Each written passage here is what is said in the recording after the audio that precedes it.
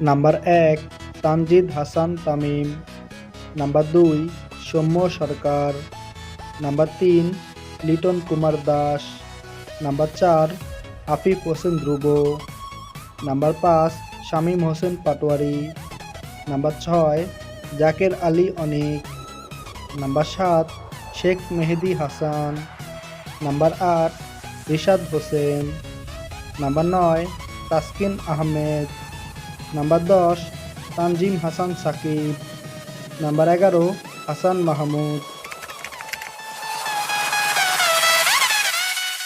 প্রথম T twenty match শুরু হবে ১৬ ডিসেম্বর রোজ সোমবার সকাল ৬টায়। ভেন্যু হচ্ছে আর্নস ভ্যাল গ্রাউন্ড, কিংস্টাউন, সেন্ট ভিনসেন্ট।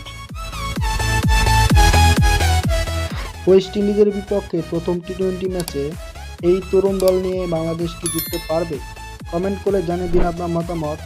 ভিডিওটি ভালো লাগলে এটি লাইক দিন ও চ্যানেলটি সাবস্ক্রাইব করে আমাদের সাথেই থাকুন। ধন্যবাদ।